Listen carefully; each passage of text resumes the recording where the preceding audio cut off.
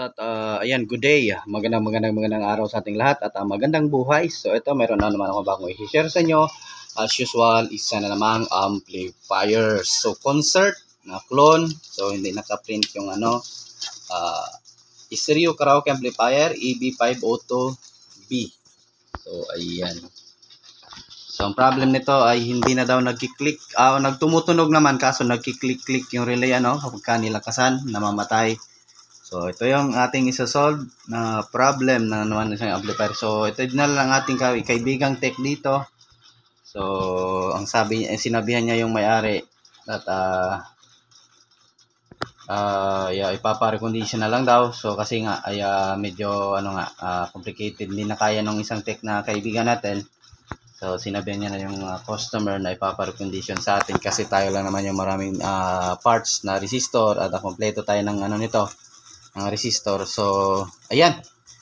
Di na natin ito patagalin. At ayan, bago tayo magsisimula mga lods, baka hindi pa kayo nakasubscribe dyan. Pa-subscribe na po at pakihit ng notification bell at ilagay sa all para sana all. So, ayan. Continue tayo. Mga lods, na-open na natin. So, ito. Iba na naman yung design. Ayan. So, kung makikita nyo, ay mukhang wala namang kinalawang Ito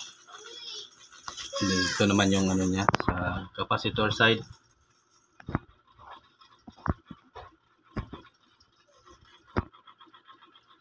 So testing natin. So naka-plug na tayo.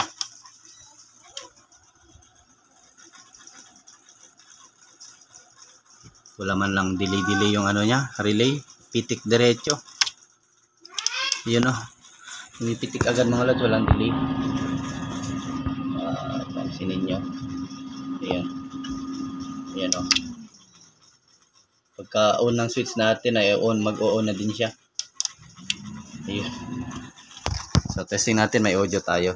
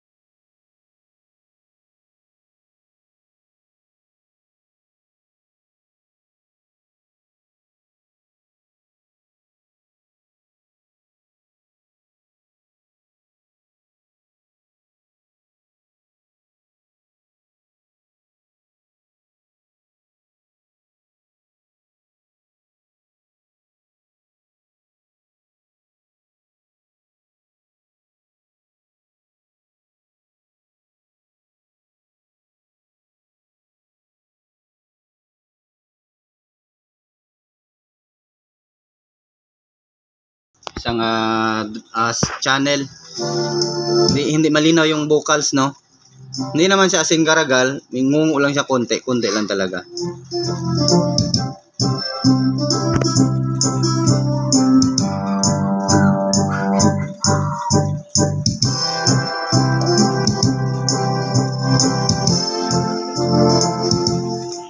Siguro kapag nag-load na sila ng 4 ohms nito, kaya yun, bibigay talaga, nagki-click yung relay. Kasi may DC out to konti, no? Pag mataas na yung volume, magdi-DC out na siya konti, kaya yun, shutdown yung relay natin. At ayun, gusto niya pagandahin daw natin to, no? So, try natin kung kaya pagandahin to. So, may papalitan lang tayo dito ng mga ibang parts at mag-change value tayo. So, kaya naman siguro gawin to. So, yun, continue lang tayo mga lods, Tanggalin ko muna yung mainboard.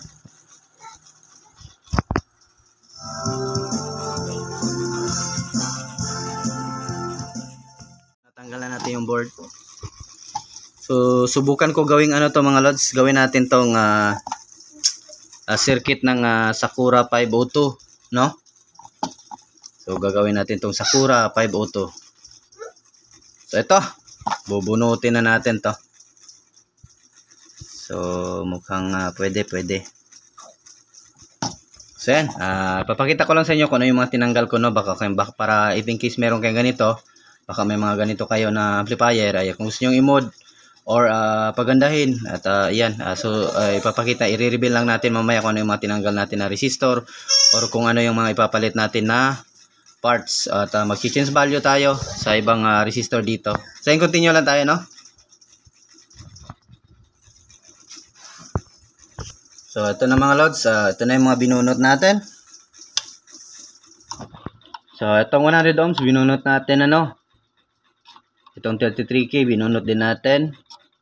Ito din 33K, 100 ohms. So may 100 ohms pa yan doon sa likod. Ito. Wala pala, nandito pala sa kabila. Ito 100 ohms. Then 680 ohms. So pati dito pala may 680 bunot. Tanggalin nyo din. And then 100 ohms. So yan yung mga tinanggal ko. Then yung final driver tinanggal ko. Palitan ko yan ng C2073 at saka A940, no?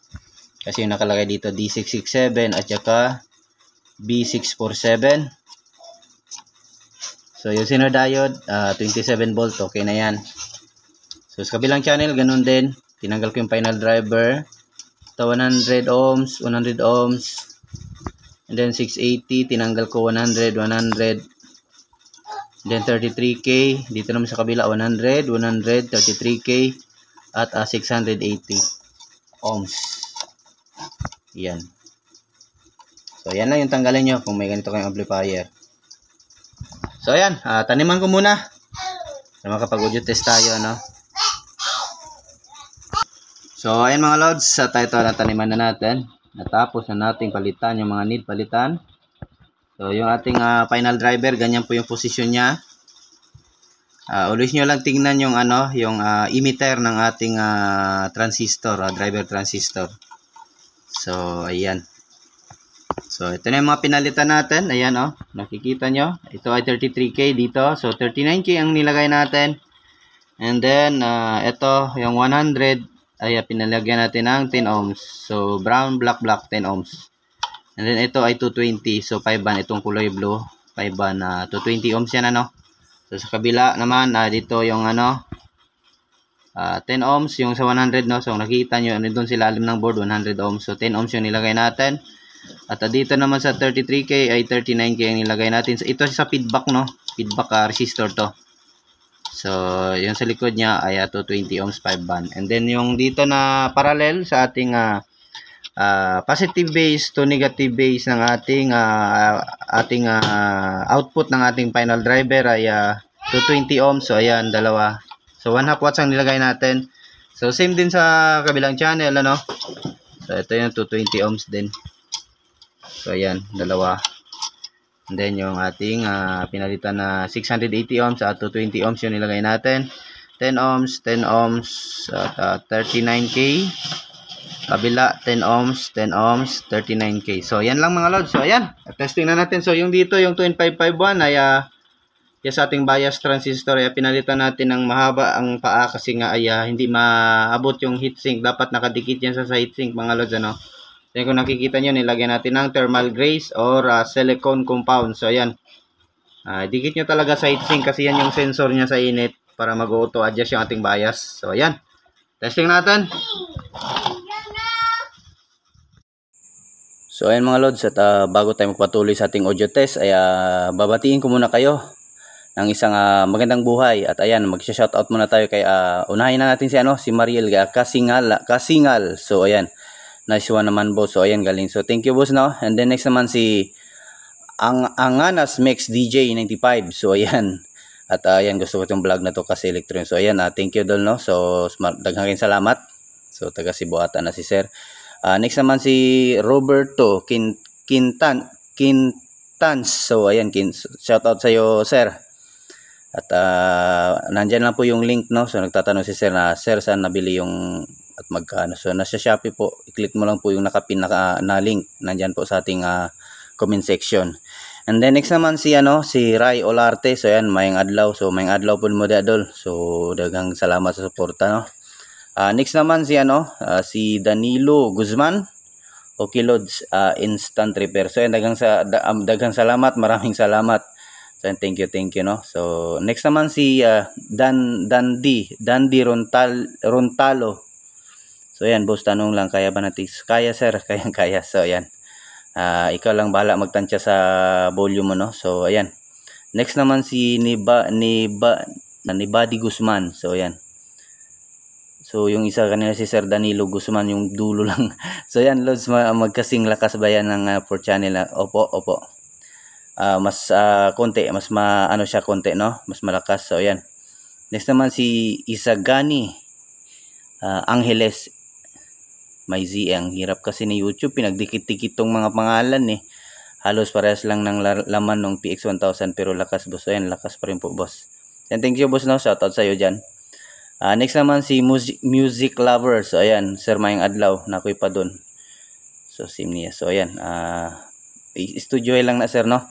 So para kung PM ka sir sa page na to sir, no, para mag-guide ta ka kung sa man. So ayan, next naman si si Jubert Lomerio. So ayan, po sukat. So 2RU po sir yung yung mga PX, no.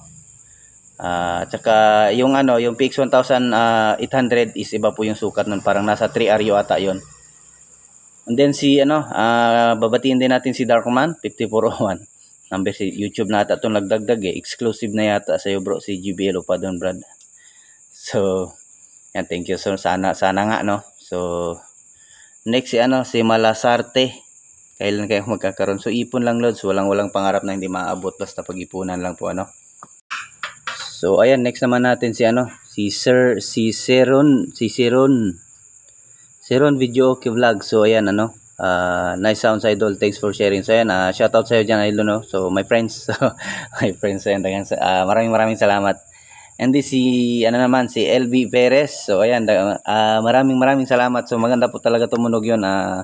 Yung mga PX na quality po talaga, solid po yung niya, yung buga ng kanyang sounds. Maganda, good quality. And then next naman si Takimchi. So ayan, watching you idol from Cebu. Pa shoutout naman sa shoutout diyan sa idol sa Cebu. So ayan, maayong gabi. At ayan, magandang buhay. And then next naman si pasensya ka, nabubulol tayo. So si ang hirap kasi basahin, pinagdidikit-dikit ni YouTube kasi itong pangalan, yung mga pangalan natin mga Lods, no. So kaya mahirap tayo kung minsan nababasa na natin yung yung apelyido nyo. So si Gion Oderab. So ayan, sir, paki-explain. So ayan, so baybayan mo lang po yung mga video natin sir, no. So no need explain na po, nandiyan na po lahat yung natin. Nandiyan na po, sinabi na po lahat natin yan sa ating video, no. So next naman si Ron Fajardo. So ayan, maganda tumunog. So ayan, maganda talaga idol. Maganda tumunog, kaso nga lang wala tayo nun. Soon magkakaroon din tayo. So si Marcelino Pagsanahan, watching idol, yung naka-comment na ganun idol. So hayaan na natin yun idol. At least nag-share lang ako ng idea sa inyo. So yan, si Ronel Solis nag-comment naman po at Lods, hingi ako sticker. Wala akong sticker mga Lods, mag-sponsor ka naman. Antay na mo mag-sponsor. So ayan, continue na tayo, audio test na tayo mga Lods, So ayan, pasensya na nga, bubulol tayo. At ito na, ibalik na natin. So ayan na yung natin. Liwanag ng ilaw natin, grabe yung solar yan, So ito, power natin, testing natin. So ayan, okay na yung relay. May music tayo.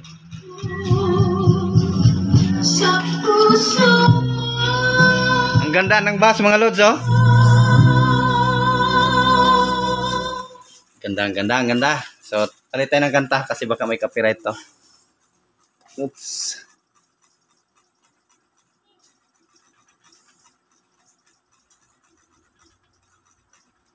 May mga copyright na kanta to.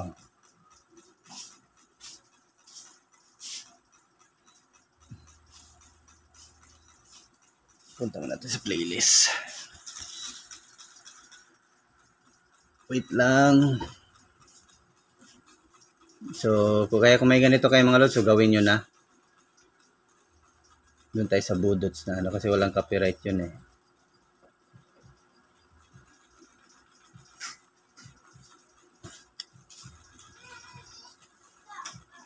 Hirap nito ah. Wait, pause ko muna. Ayusin ko lang yung kanta natin. So ito.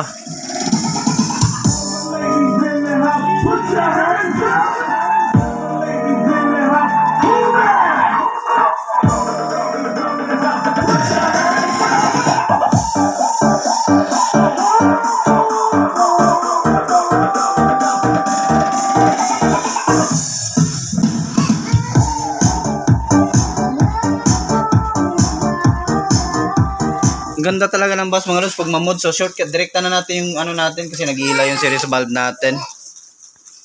So direkta na tayo.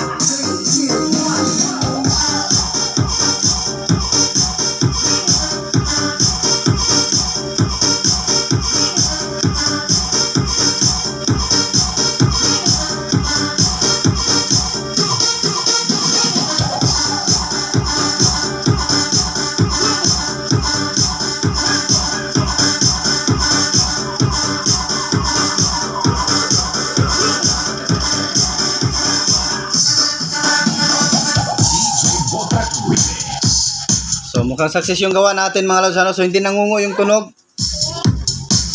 At ang ganda ng bass mga lods, subukan nyo to kung may ganito kayong amplifier, no? So subukan nyo talaga yung mga mode natin. Ayan, hindi po kayo magsisisi, gaganda po talaga yung tunog. Kahit sabihin nating clone or class A na amplifier yan, basta gayahin nyo yung ginawa natin. Same dun sa ibang video din natin, ano? So gayahin nyo lang. Ganda nung bass.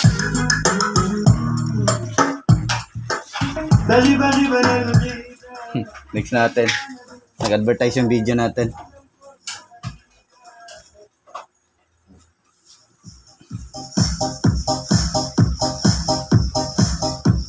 May copyright ata to.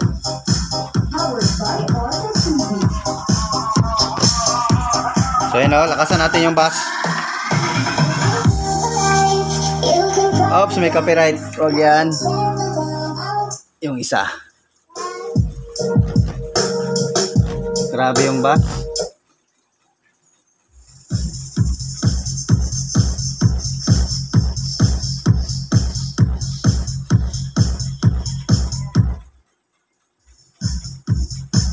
Yan. Pwede yan. Grabe yung bass mga lods, oh. Mag-headset kayo mga lods.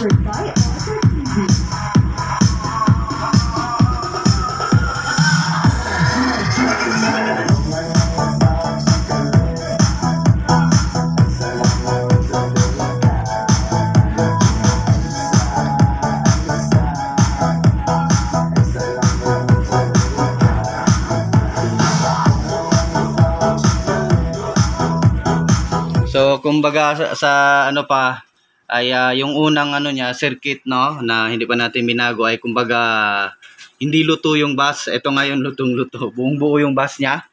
So mas gumanda.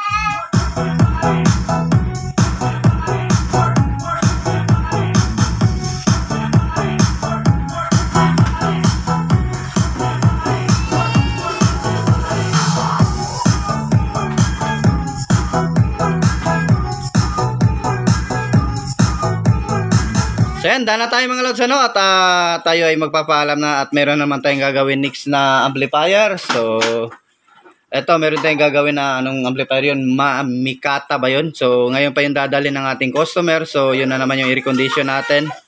So ayan, thanks for watching mga lods, ano, yung papa-shoutout, comment lang po kayo sa baba ng ating video. At wag po kalimutang pag-follow sa ating page mga lods, ano, ay follow po sa ating page para in case may mga katanungan kayo na hindi ko ma-replyan dito ng maayos or hindi ako makakita ng mga isinisen yung mga picture sa FB page lang po tayo mga lods, ano.